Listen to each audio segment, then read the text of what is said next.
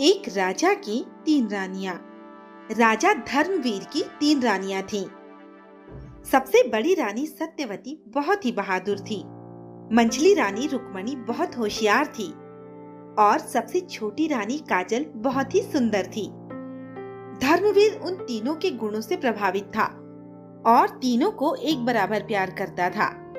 परंतु छोटी रानी काजल चाहती थी कि राजा सिर्फ उससे ही प्रेम करे, जिसके लिए वो कुछ भी करने को तैयार थी।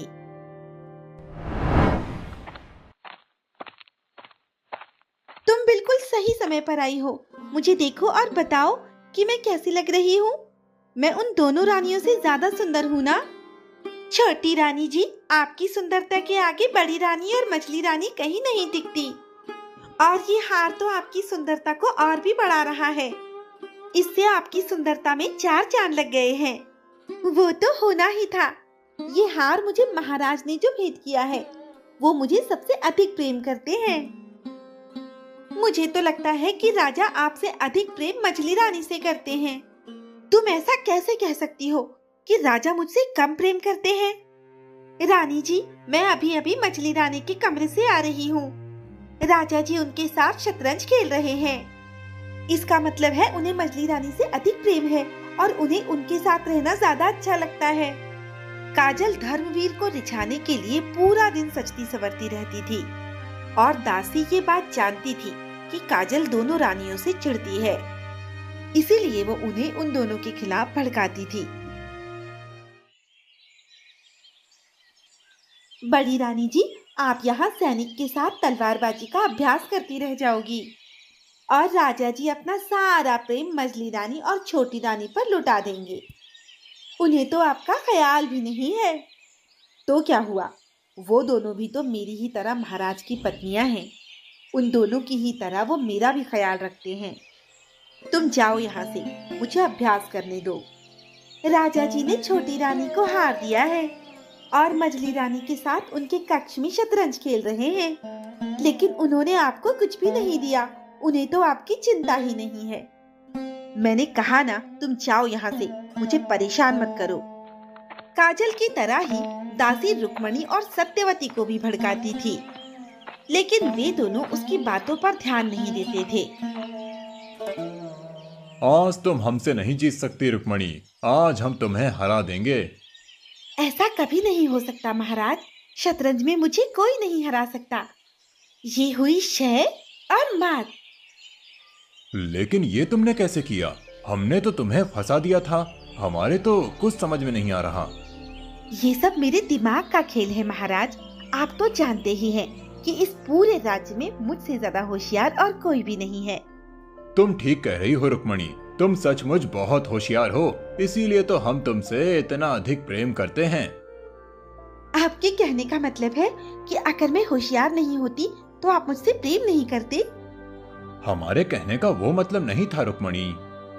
मैं सब समझती हूँ महाराज। आप सिर्फ बड़ी रानी और मछली रानी से ही प्रेम करते हैं, मुझसे प्रेम नहीं करते। रुक्मणी ने तो हमें अपनी बातों से फंसा दिया। अब हम क्या करें? क्या सोच रहे हैं महाराज? मेरी बात का उत्तर दीजिए।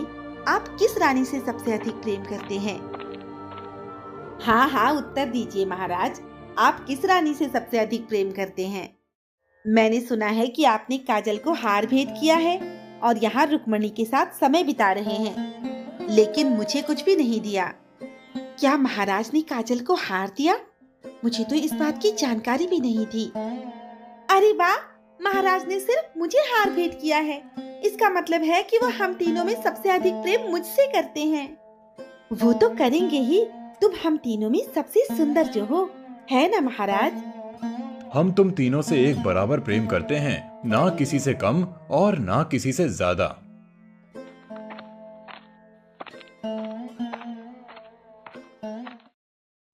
वाह काजल, तुमने भोजन तो बहुत स्वादिष्ट बनाया है। भोजन स्वादिष्ट कैसे नहीं होगा महाराज? मैंने इतने प्रेम से जो बनाया है।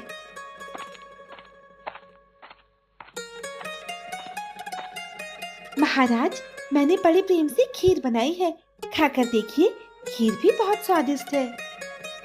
महाराज, मैंने स्वादिष्ट जलेबियां बनाई है, जल्दी से खाकर बताइए स्वादिष्ट है या नहीं।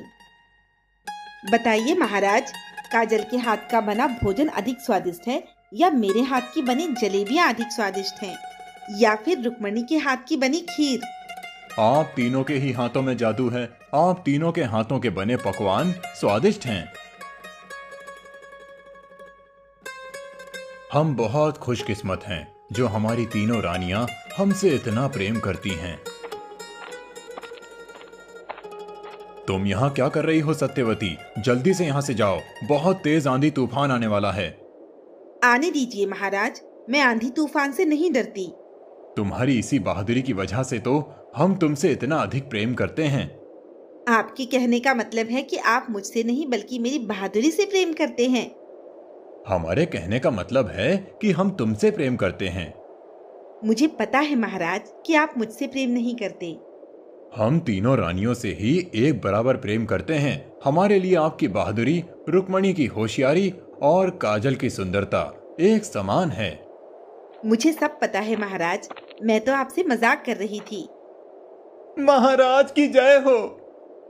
सैनिक, तुम इतने घबराए हुए क्यों हो? सब ठीक तो है ना? महाराज, गुप्तचर ने बताया है कि पड़ोसी राज्य के राजा हमारे राज्य पर आक्रमण करने वाला है। फिर तो हमें जल्दी से जल्दी युद्ध की तैयारी करनी होगी।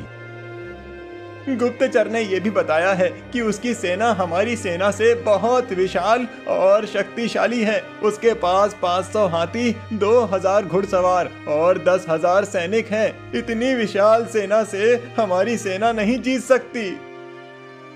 अब हम क्या करें? अब हमें रुक्मणी से सलाह लेनी चाहिए। आप बिल्कुल ठीक कह रहे हैं महाराज। रुक्मणी जरूर कोई ना कोई रास्ता निकालकर हमें आने वाली मुसीबत से बचा लेगी। क्या बात है महाराज, आप काफी परेशान दिख रहे हैं। रुक्मणी, हमें तुम्हारी सहायता चाहिए। मैं आपकी क्या सहायता कर सकती हूँ? धर्मवीर सैनिक द्वारा बताई गई पूरी बात रुक्मणी को बताता है।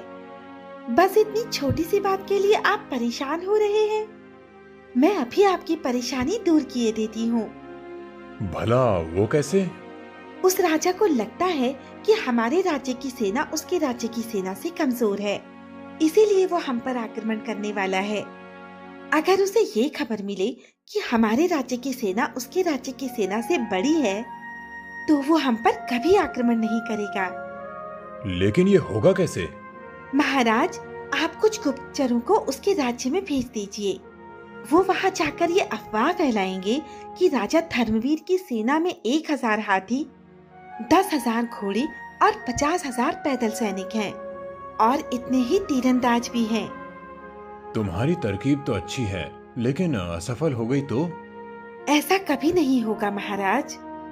जब वो राजा हमारे राज्य की शक्तिशाली सेना के बारे में सुनेगा, तो हमारी सेना से डर के हमारे राज्य पर आक्रमण करने का विचार छोड़ देगा। जैसा रुक्मणी ने कहा था, कर्मवीर ने ठीक वैसा ही किया। आज बहुत देर हो गई, महाराज अब तक नहीं आए। छोटी रानी जी, आप यहाँ महाराज का इंतजार कर रही हैं, और महाराज वहाँ मछली रानी के कमरे में हैं। न जाने क्या जादू कर दिया है उसने, महाराज उसी के आगे पीछे घूमते रहते हैं, मेरी तरफ तो देखते भी नहीं।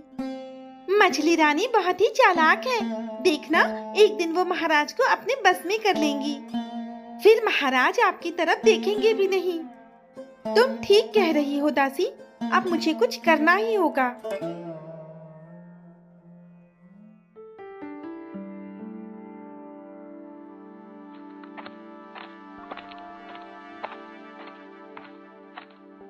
महाराज की जय हो। आपने जैसा कहा था, हमारे गुप्तचरों ने ठीक वैसा ही किया, और उनकी बातों में आकर हमारे पड़ोसी राज्य के राजा ने हम पर आक्रमण करने का फैसला बदल लिया है।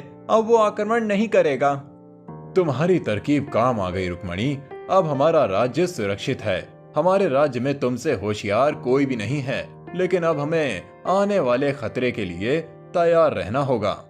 आप बिल्कुल सही कह रहे हैं महाराज।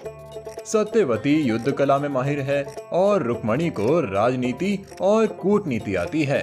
इसीलिए हम सत्यवती के साथ मिलकर अपने सैनिकों को युद्ध कला में और अधिक माहिर करेंगे और रुक्मणी के साथ मिलकर राजनीति और कूटनीति रणनीतियां बनाएंगे। और मैं क्या करूंगी महाराज? आप हमारे लिए स्वादिष्ट भोजन पकाना। नहीं महाराज, मैं भी आपके साथ ही रहूंगी। बिल्कुल नहीं, जैसा हमने कहा है आप वैसा ही करेंगी। काजल गुस्सा होकर वहां से चली जाती है। कर्मवीर रुक्मणी के साथ मिलकर आने वाली किसी भी मुसीबत से निपटने की रणनीति बनाने लगता है और सत्यवती सैनिकों को तलवारबाजी सिखाने लगती है।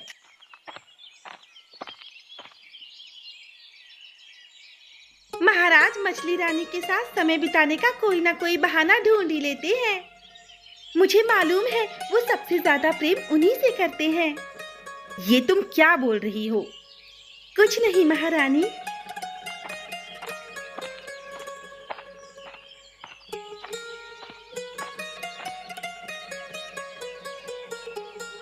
आप यहाँ फूल तोड़ते रह जाओगी छोटी महारानी, और मछली महारानी आपको महाराज से दूर कर देंगी।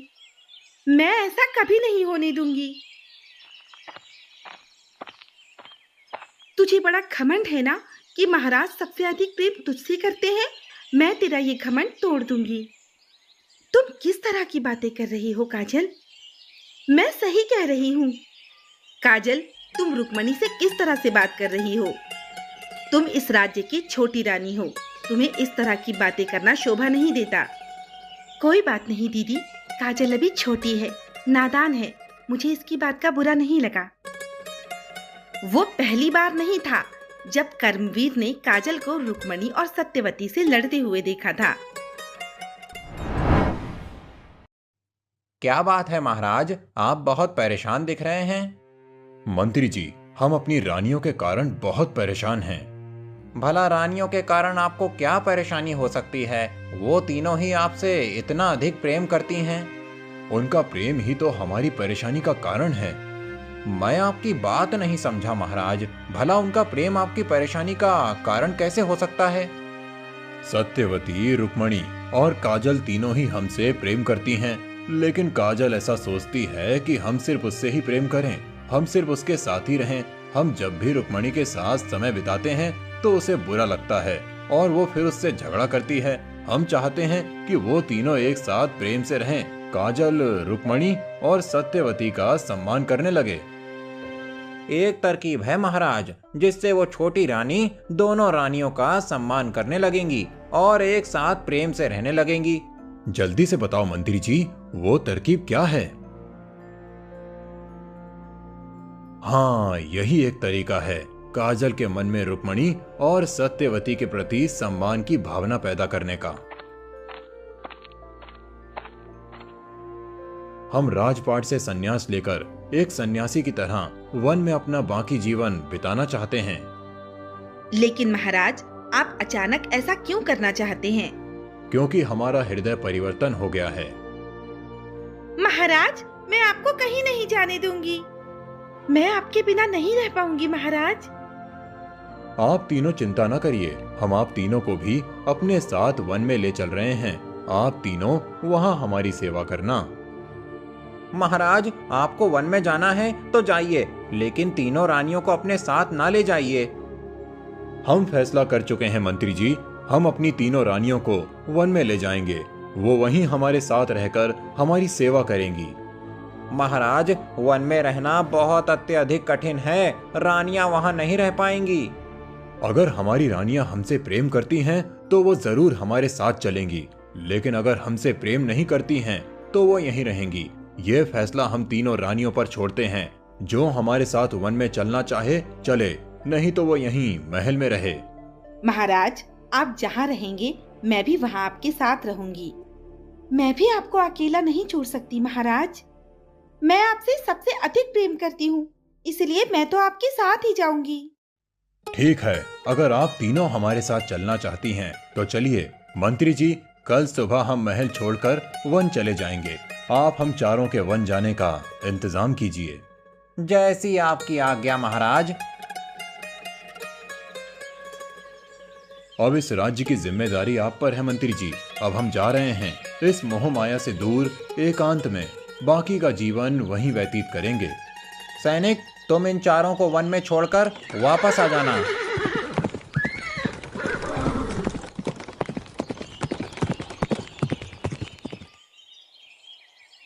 ये बहुत शांत जगह है, हम यहीं पर अपनी कुटिया बनाएंगे। आप तीनों यहाँ की साफ सफाई कीजिए, तब तक हम कुटिया बनाने के लिए लकड़ियाँ ले आते हैं। जब तक हम वापस ना आ जाएं, तब तक आप यहाँ से कहीं मत जाना। ये जंगल बहुत ही खतरनाक है, यहाँ बहुत से खतरनाक जानवर रहते हैं। न जाने महाराज ने संन्यास लेने का फैसला क्यों कर लिया, ये तो वही बता सकते हैं। मुझे यहाँ बिल्कुल भी अच्छा नहीं लग रहा। बहुत देर हो गई, महाराज अभी तक लकड़ियां लेकर नहीं आए। न जाने वो कहाँ रह गए। अब तो सूरज भी ढलने लगा है और हमारे पास उजाला करने के लिए कुछ भी नहीं है। मैं तो बहुत थक गई हूँ और मुझे भूख भी लगी है। मैं अपने साथ कुछ फल लाई थी, अभी तुम्हें खाने को देती हूँ। मुझे तेरे हाथ का कुछ भी नहीं खाना है। तीनों रानियां कर्मवीर का इंतजार कर रही थी, लेकिन वो लकड़ी लेकर नहीं आता है और अंधेरा हो जाता है। अब तो अंधेरा भी हो गया, अब हम अंधेरे में क्या करेंगे? आप चिंता न करिए दीदी, मैं अभी आग जला देती हूँ। ये लीजिए दीदी, आग का इंतजाम हो गया। तुम तो बहुत होशियार हो रुक्मणी। मुझे तो महाराज की चिंता हो रही है, न जाने कहाँ रह गए, अभी तक आए क्यों नहीं। हम दोनों को भी उनकी चिंता है, लेकिन क्या करें। महाराज ने हमें यहाँ से कहीं भी जाने के लिए मना किया था, हमें उनकी बात माननी चाहिए। तुम मानो उनकी बात, मैं जा रही हूँ उन्हें ढूंढने। काजल, यहाँ से कहीं मत जाओ, महाराज ने बताया था कि यहाँ बहुत खतरनाक जंगली जानवर रहते हैं।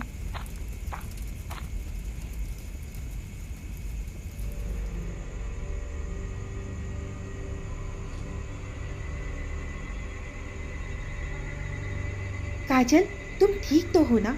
तुम्हें चोट तो नहीं लगी? दीदी, हमेशा मैंने आपके साथ इतना बुरा बर्ताव किया, आपसे अच्छे से बात भी नहीं की, लेकिन फिर भी आप मुझे बचाने के लिए शेर के सामने कूद गई। मुझे माफ कर दो दीदी। तुम मुझसे माफी मत मांगो, मुझे तुम्हारी किसी भी बात का बुरा नहीं लगा। तुम तो मेरी छोटी बहन जैसी हो। तुम्हारे हाथ से तो खून बह रहा है। काजल को अपनी गलती का एहसास हो चुका था, जिसके लिए वो शर्मिंदा थी। काजल रुक्मणी को अपनी बड़ी बहन मानने लगी थी। काजल और सत्यवती रुक्मणी को उठाकर बरगद के पेड़ के नीचे ले जाते हैं। वहाँ तीनों रात भर कर्मवीर का इंतजार करती रहती हैं, लेकिन वो नहीं आता।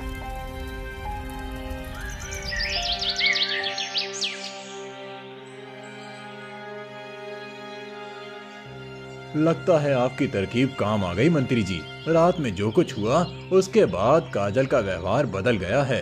अब हमारी तीनों रानियां एक साथ हैं। अब हमें उन तीनों को सच बता देना चाहिए। नहीं महाराज, अभी थोड़ा रुकिए। तुम्हारी नींद खुल गई काजल, अब तुम रुक्मणी को संभालो, मैं महाराज को ढूंढती हूँ। महाराज अभी तक नहीं आए काजल, मैं महाराज को ढूंढने जाती हूँ, तुम यहीं रुकना। नहीं दीदी, आप घायल हैं, आप यहीं रुकिए, मैं उन्हें ढूंढने जा रही हूँ। किसी को कहीं जाने की जरूरत नहीं है, हम खुद ही यहाँ आ गए हैं। महाराज, आप पूरी रात कहाँ थे और मंत्री जी आपके साथ क्या कर रहे हैं? ये सब मंत्री जी की तरकीब थी, ताकि काजल, मैं और तुम एक साथ प्रेम से रहने लगे। काजल हम दोनों से लड़ती थी ना, इसीलिए मंत्री जी ने हम तीनों को एक करने के लिए ऐसा किया। सत्यवती जब कर्मवीर को ढूंढ रही थी, तो वो खुद ही उसके सामने आ गया था और उसने उससे अपनी और मंत्री जी की तरकीब के बारे में सब कुछ बता दिया था। मुझे माफ कर दो रुक्मणी, मेरी वजह से तुम घायल हो गई। आप माफी मत मांगिए महाराज, ये सब मेरी गलती है। मैं चाहती थी कि महाराज सिर्फ मुझसे प्रेम करें, इसीलिए महाराज जब सत्यवती दीदी या रुक्मणी दीदी से प्रेम करते थे तो मुझे बहुत गुस्सा आता था और गुस्से में मैं उन्हें भला बुरा कहती थी। इसमें आपकी कोई गलती नहीं है छोटी रानी। ये सब उस दासी निशा के कारण हुआ है। वो दासी नहीं बल्कि एक जासूस है जो हमारे राज्य की गुप्त खबरें हमारे दुश्मन राज्य के राजा को देती थीं और वो आपको दोनों रानियों के खिलाफ भड़काती थीं। उसके बारे में आपको कैसे पता चला मंत्री जी? संजय ने निशा को किसी से बातें करते हुए देख लिया था। वो उससे काजल, सत्यवती और रुक्मणी के झगड़े के बारे में और सैनिकों के बारे में जानकारी दे रही थी, जिस वजह से संजय को पता चल गया कि वो एक जासूस है। उसे कड़ी से कड़ी सजा दीजिए महाराज। समय आने पर हम उसे उसके किए की सजा जरूर देंगे, लेकिन उससे पहले हम वापस राजमहल चलते हैं। आप बहुत जल्दी ठीक हो जाएंगी दीदी।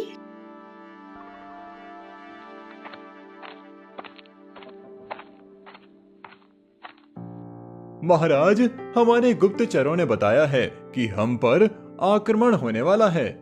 तुम चिंता न करो सेनापति, इस बार हमारी सेना पूरी तरह से तैयार है। हम उसे ऐसा सबक सिखाएंगे कि वो फिर कभी हम पर आक्रमण करने के बारे में नहीं सोचेगा। छोटी रानी जी, ये सबसे अच्छा मौका है। आप मछली रानी का गला दबा दीजिए। इन्हीं की वजह से महाराज आपसे दूर रहते हैं। मुझे तेरी सच्चाई पता चल चुकी है कि तू एक जासूस है। अब मैं तेरी बातों में नहीं आऊंगी। सेनापति, गिरफ्तार कर लो इसे। तूने मुझे पहचानने में देर कर दी। मैंने अपना काम कर दिया है। बहुत ही जल्द राजा सूर्यवीर तेरे राज्य पर आक्रमण कर देंगे। अब हमारी सेना हर आक्रमण के लिए तैयार है। सेनापति जी, इसे काल कोठरी में बंद कर दो। सूर्यवीर राजा कर्मवीर के राज्य पर आक्रमण करता है, लेकिन हार जाता है क्योंकि कर्मवीर की सेना बहुत ज्यादा शक्तिशाली हो गई थी। कुछ दिनों बाद रुक्मणी पहले की तरह ठीक हो जाती है, जिसके बाद कर्मवीर की तीनों रानियां खुशी खुशी एक साथ मिलकर रहने लगती हैं।